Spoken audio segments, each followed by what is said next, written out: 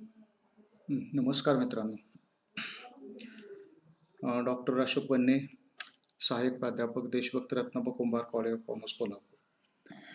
मित्रांनो, आज आपण बी.कॉम भाग 3 सत्र 3 मधील आधुनिक व्यवस्थापन या विषयामधील आधुनिक व्यवस्थापनामधील योगदान हा भाग पाहणार आहोत. मागील लेक्चरमध्ये आपण मायकल पोर्टर यांच्याविषयीची प्राथमिक माहिती आणि मायकल पोर्टर यांचे स्पर्धात्मक फायदा ही संकल्पना पाहिलेली होती. तर त्यापैकी स्पर्धात्मक फायद्याची संकल्पना काय आहे, हे मी एका अर्ध्या मिनिटामध्ये परत एकदा सांगतो. तर स्पर्धात्मक फायदा म्हणजे आपली कंपनी इतरांच्या पेक्षा वरचढ असणे किंवा सरस असणे. मग हे स्पर्धात्मक फायदा मिळवण्यासाठी बऱ्याच कंपन्या, बरेच व्यवसाय विविध प्रकारचे डावपेच आखत असतात. ते स्पर्धात्मक डावपेच आज आपण पाहणार आहोत. या स्पर्धात्मक डावपेचामध्ये एकूण 3 घटक येतात. त्यातला पहिला घटक म्हणजे परिमेय नेतृत्व किंवा त्याला इंग्रजीमध्ये कॉस्ट लीडरशिप असं म्हटलं जातं. तर परिमेय नेतृत्व म्हणजे काय? तर परिमेय या शब्दाचा अर्थ खर्च. त्याला खर्च नेतृत्व असं सुद्धा काही पुस्तकामध्ये म्हटलेलं आहे. परिमेय नेतृत्वामध्ये हा जो काही परिमेय नेतृत्व हा जो काही डावपेच आहे स्पर्धात्मक फायदा मिळवण्यासाठीचा, हा एक अतिशय लवचिक, आकर्षक आणि सहजासहजी वापरता येण्यासारखा डावपेच आहे. तर या परिमेय नेतृत्वामध्ये काय असतं? तर व्यवसायानं आपला खर्च कमीत कमी ठेवून उत्पादन आणि वितरण धोरण राबवणे या गोष्टीचा यामध्ये समावेश असतो. म्हणजे खर्च कमीत कमी ठेवणे आणि त्यानुसार उत्पादन आणि वितरण धोरण राबवणे हे परिमेय नेतृत्वामध्ये अपेक्षित आहे. आणि असं जर केलं तर आपल्याला स्पर्धात्मक फायदा मिळू शकतो, असं मायकल पोर्टर यांचं मत आहे. तर हे परिमेय नेतृत्व तुम्ही कशा पद्धतीने संपादन करू शकता, तर त्याचे मार्ग आपण पुढे पाहणार आहोत. तर परिमेय नेतृत्वाचा मी पुन्हा एकदा अर्थ सांगतो की वस्तूचा उत्पादन असेल किंवा वितरण असेल, हा खर्च कमीत कमी करून त्यानुसार धोरण आखणं, त्यानुसार काम करणं म्हणजे परिमेय नेतृत्व. त्यातला अत्यंत महत्त्वाचा मार्ग परिमेय नेतृत्वामधला म्हणजे किमती स्पर्धकापेक्षा कमी ठेवणे, परंतु त्याच वेळेस वस्तूचा दर्जा स्पर्धकांच्या तोडीचा असणे. आता मित्रांनो, फक्त बोलताना किंवा सांगताना किमती स्पर्धकांच्या पेक्षा कमी ठेवणं किंवा कमी ठेवा हे सांगणं खूप सोपं असतं. परंतु किमती कमी करणं म्हणजे फक्त छापील किंमत कमी करणं, खोडून किंवा त्याच्यावर प्रिंट कमी लिहिणं हे एवढं सोपं नसतं. तर त्याच्यासाठी तुम्हाला तुमचा उत्पादन खर्च कमी करणं गरजेचं असतं. उत्पादन खर्च कमी करण्यासाठी पुढं आणखी एक मार्ग आपण बघणार आहोत. कमी किमतीमध्ये कच्चा माल कसा मिळेल? कमी किमतीमध्ये जी विविध प्रकारची संसाधनं आहेत, ही कशा पद्धतीनं आपल्याला मिळू शकतील? या बाबींच्याकडे लक्ष जर आपण दिलं, तर एकूण उत्पादन खर्च तुमचा कमी राहील. वितरण खर्च सुद्धा कमी राहील आणि त्यामुळे तुमच्या वस्तूची जी काही किंमत आहे, ती स्पर्धकांच्या पेक्षा कमी राहील. परंतु मित्रांनो, यामध्ये एक धोका उद्भवण्याची संभावना असते. तो म्हणजे वस्तूच्या किमती कमी करत असताना कदाचित दर्जाच्या बाबतीमध्ये तडजोड होण्याची शक्यता सुद्धा असते. म्हणजे वस्तूचा दर्जा सुद्धा खालावण्याची शक्यता असते. कारण तुम्ही कमी किमतीचा कच्चा माल वापरणार म्हटल्यानंतर निश्चितच वस्तू तयार होणाऱ्या वस्तूचा दर्जा सुद्धा थोडासा कमी होणार आहे. कारण असं म्हटलं जातं बघा, की "महंगा रोए एक बार आणि सस्ता रोए बार बार." म्हणजे ह्या गोष्टी आहेत त्यामध्ये. पण परिव्यय नेतृत्वामध्ये मायकल पोर्टर यांच्या मतानुसार असं अपेक्षित आहे, की वस्तूच्या किमती स्पर्धकांच्या पेक्षा जरी कमी असल्या, तरी वस्तूचा दर्जा मात्र स्पर्धकांच्या तोडीचा किंवा स्पर्धकांच्या बरोबरीचा किंवा काही वेळेस स्पर्धकांच्या पेक्षा सुद्धा चांगला असेल. तर हा परिव्यय नेतृत्व संपादन करण्याचा एक मार्ग म्हणजे वस्तूच्या किमती कमी ठेवणे आणि वस्तूचा दर्जा मात्र चांगला ठेवणे. दुसरा जो मार्ग आहे तो आहे उत्पादन क्षमतेचा महत्तम वापर करणे. महत्तम म्हणजे जास्तीत जास्त वापर करणे. आपली जी उत्पादन क्षमता आहे त्याचा जास्तीत जास्त वापर करून तुम्ही जास्तीत जास्त उत्पादन घेण्याचा प्रयत्न केला तर निश्चितच एकूण खर्च हा तुमचा कमी होत असतो. आता उदाहरणार्थ तुमच्याकडं मशिनरी असतील आणि ती मशीन जर दिवसातील फक्त 2 तासच काम करत असतील आणि बाकीचे 22 तास ती मशिनरी जर न वापरता पडून राहत असेल, याचा अर्थ आपण त्याचा जास्तीत जास्त किंवा महत्तम वापर करत नाही. तर त्याच्यावरती केलेली गुंतवणूक ही आपली बऱ्यापैकी वाया जात असते. तर या ठिकाणी अपेक्षित असं आहे, की त्या ज्या मशीनमध्ये तुम्ही गुंतवणूक केलेली आहे, तर जेवढं त्याचं जास्तीत जास्त त्या मशीन्सचा वापर करता येतो. जास्तीत जास्त याचा अर्थ असा नाही की 24च्या 24 तास. ओके. तर सर्वसाधारणपणे जास्तीत जास्त जेवढा वापर करता येईल तेवढा तुम्ही त्याचा वापर केला पाहिजे. क्षमतेचा जास्तीत जास्त वापर करा. त्यानंतर तुमची व्यवसायासाठी लागणारी विविध प्रकारची जी काही वस्तू लागतात, कच्चा माल लागतो, त्यांची खरेदी असेल, उत्पादन असेल, विक्री असेल, वितरण असेल, ह्या चारही गोष्टी जर तुम्ही मोठ्या प्रमाणावर केल्या तर निश्चितच तुम्हाला त्या स्वस्त पडतात. ओके. आणि ते स्वस्त मिळाल्यानंतर साहजिकच तुमचा उत्पादनावर होणारा खर्च, उत्पादन खर्च हा कमी राहू शकतो आणि त्यामुळे तुम्हाला परिव्यय नेतृत्व किंवा खर्च नेतृत्व करायला एक संधी मिळते. आता उदाहरणार्थ मित्रांनो, खरेदीच्या बाबतीमध्ये एक विचार करा, की आपण ज्यावेळेस बाजारामध्ये एखादी भाजी आणायला जातो. भाजीची तुम्ही जर एक पेंडी घेतली तर तुम्हाला साधारणपणे 10 रुपयाला मिळते. पण तेच तो त्याच्याकडून पेंडी घेत असताना आपण जर त्याला म्हटले, की 2 घेणार आहे, तर तो म्हणतो 2 घेणार असला तर 15 रुपयाला देतो. याचा अर्थ एक पेंडी आपल्याला 7.5 रुपयाला मिळू शकते. हे कशामुळे झालं? तुम्ही जास्त खरेदी केल्यामुळे, मोठ्या प्रमाणावर खरेदी केल्यामुळे. व्यवसायाला सुद्धा हेच तत्व लागू आहे. तुम्ही जे काही करता आहात ते मोठ्या प्रमाणावर केलं, मोठ्या प्रमाणावर खरेदी केली, मोठ्या प्रमाणावर उत्पादन वितरण केलं, तर ते तुम्हाला स्वस्त पडतं. परंतु मित्रांनो, हे सांगणं जरी सोपं असलं, तरी त्याच्यासाठी तुमच्याकडं तेवढे भांडवल, तेवढे पैसे असणं हे आवश्यक असतं. नंतर खर्च वाचविणारे तंत्रज्ञान चा वापर करून तुम्ही कमी खर्चामध्ये उत्पादन करू शकता किंवा वितरण करू शकता. म्हणजे त्याच्यासाठी तुम्हाला संशोधन करणं गरजेचं आहे. तुमचे उघड्या डोळ्यांनी इतर ठिकाणी काय चाललेलं आहे, कशा पद्धतीने उत्पादन घेतलं जातं, इतर स्पर्धक आपले खर्च कसा कमी करतायत, तर अशा पद्धतीचं तंत्रज्ञान तुम्ही वापरू शकता, की ज्यामुळे एकंदरीत खर्च तुमचा कमी राहील. आणि शेवटचं जे आहे, कमी किमतीमध्ये कच्चा माल पुरवणाऱ्यांशी करार करणे. मी वरतीच आपण सांगितलं होतं, की कच्चा माल खरेदी करत असताना आपण कमी किमतीला जर खरेदी केला, तर आपला उत्पादन खर्च कमी राहील आणि उत्पादन खर्च कमी राहिल्यामुळं तुम्हाला वस्तूची किंमत कमी ठेवता येईल आणि तुम्ही स्पर्धकांच्यावरती मात करू शकाल किंवा स्पर्धकांच्यापेक्षा सरस किंवा वरचढ ठरू शकता. तर त्याच्यासाठी असे जे काही पुरवठेदार आहेत, आपल्याला कच्चा माल पुरविणारे, तर अशा पुरवठेदारांशी आपण करार करून जर ठेवले, तर आपल्याला कमी किमतीमध्ये कच्च्या मालाचा नियमितपणे पुरवठा होऊ शकतो. आणि आणखी एक अलीकडच्या काळामध्ये जे नवीन पद्धती आलेल्या आहे, की खर्चिक प्रक्रिया स्वतः न करता ती इतरांच्याकडून करवून घेणे. तर ज्या काही प्रक्रिया असतात, या बऱ्याच प्रक्रिया ह्या खर्चिक असतात आणि त्या खर्चिक प्रक्रिया स्वतः करणं आपल्याला शक्य असत नाही. अशा वेळेला त्या प्रक्रिया स्वतः न करता त्या करण्यासाठी इतरांच्याकडे देणं हे बऱ्याच वेळेला आपल्याला शक्य असतं. तर ते जर तुम्ही केलं, तर तुमचा खर्च कमी होऊ शकतो. ते करार पद्धतीनं आपण ते दुसऱ्यांना देऊ शकतो.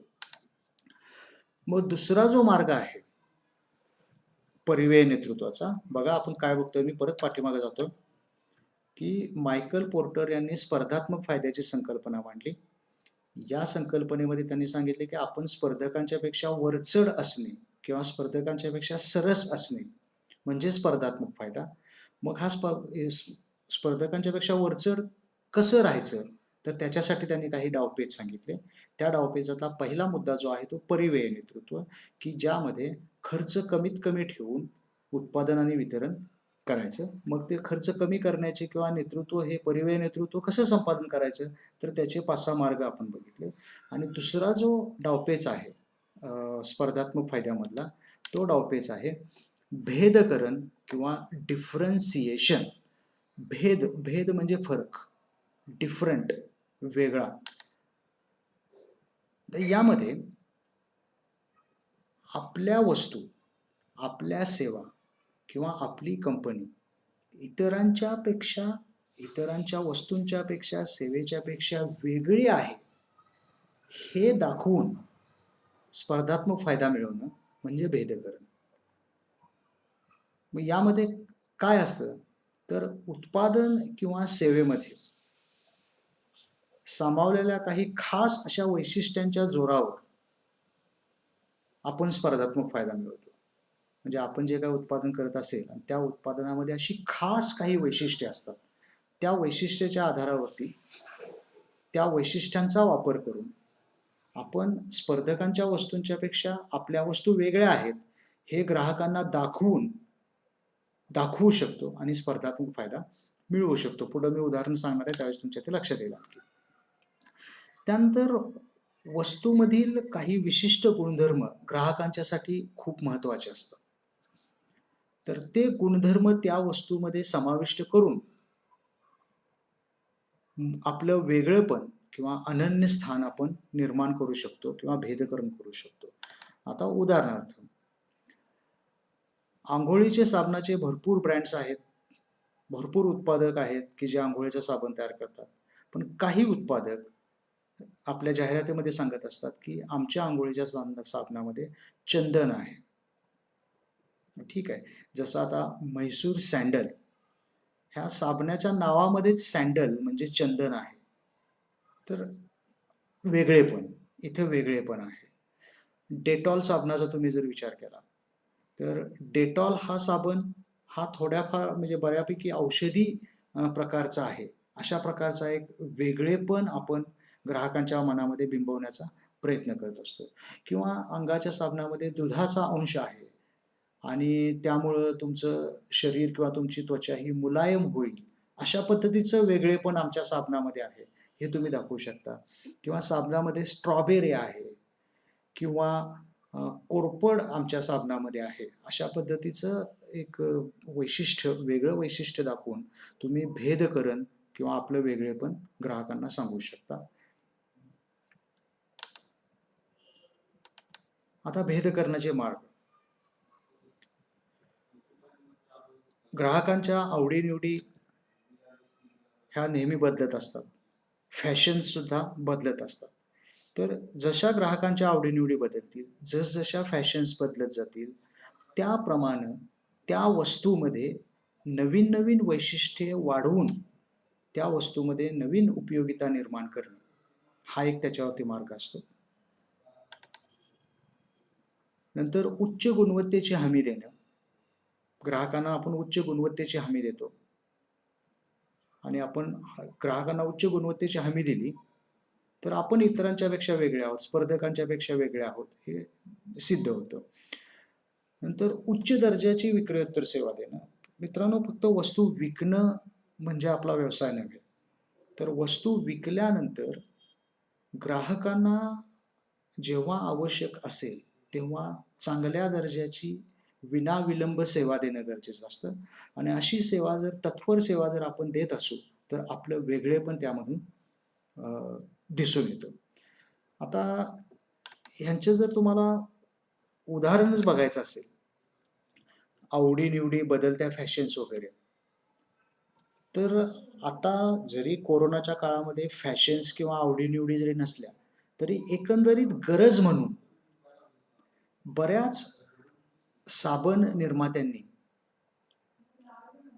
आपल्या जाहिरातीमध्ये असं दर्शवण्याचा प्रयत्न केलेला आहे की आमच्या साबणामध्ये एकंदरीत किटाणू किंवा जर्म्स मारणारं एक अंश आहे आणि त्यामुळे 99% किटाणूंचा नाश होतो.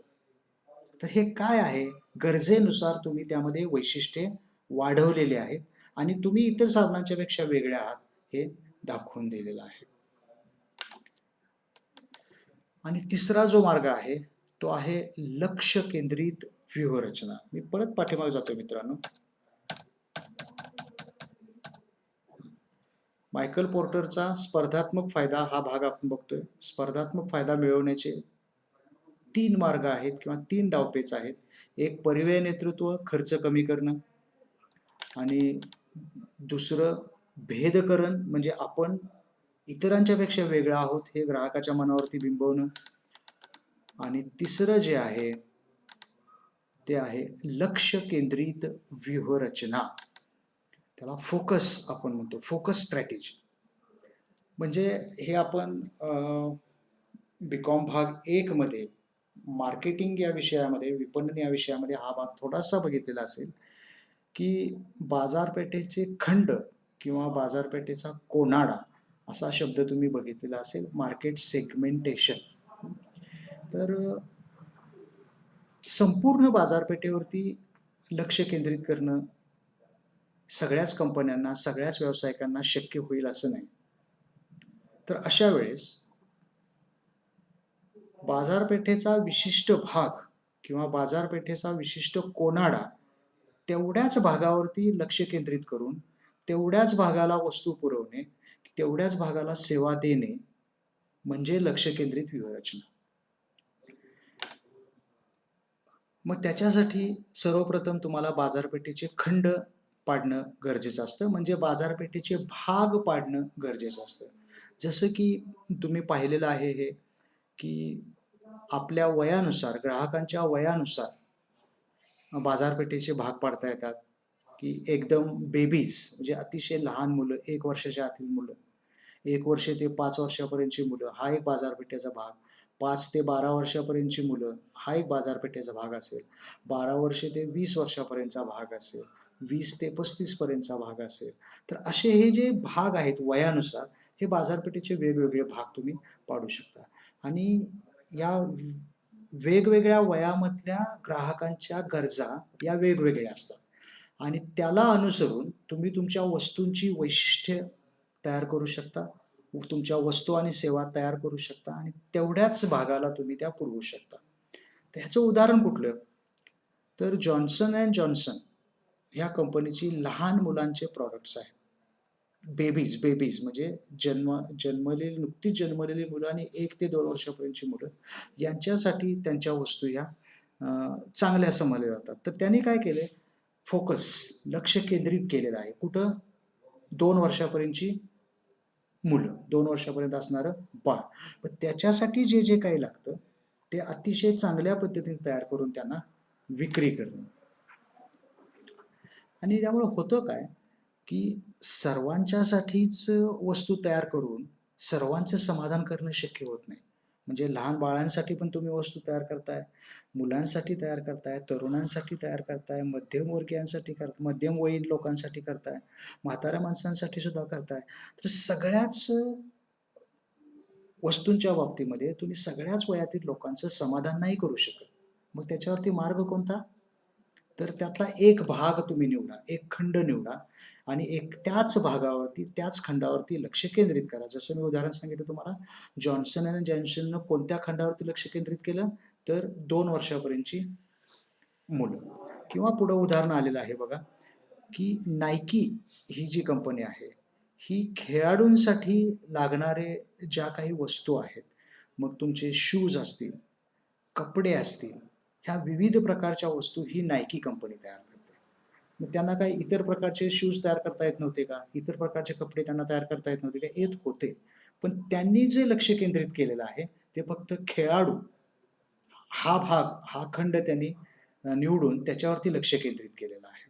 जसं जॉन्सनचं मी तुम्हाला उदाहरण सांगितलं. आणि याबरोबरच स्पेशालिटी हॉस्पिटल्स म्हणजे खास स्पेशालिटी हॉस्पिटल्स. उदाहरणार्थ हृदयाविषयीचं स्पेशालिटी हॉस्पिटल असेल, फक्त कॅन्सरविषयीचं स्पेशालिटी हॉस्पिटल असेल, फक्त किडनीसारख्या किडनीच्या आजारावरचं स्पेशालिटी हॉस्पिटल असेल. तर ही जी स्पेशालिटी हॉस्पिटल्स आहेत, ह्यांनी पण काय केलेलं आहे, आपलं लक्ष केंद्रित केलेलं आहे. त्या डॉक्टरांनी लक्ष केंद्रित कशावरती? तर एखादा विशिष्ट आजार, त्या आजारावरती लक्ष केंद्रित करून त्या सेवा देणं. याला म्हणायचं लक्ष केंद्रित व्यूहरचना. तर मित्रांनो, हा भाग इथं संपलेला आहे. काही शंका असतील तर तुम्ही मला WhatsApp ग्रुपवरती आपल्या टाकू शकता, की हे परत एकदा सांगा. मी निश्चित सांगेन. तर आत्तापुरता आपण इथं थांबतोय. Thank you very much.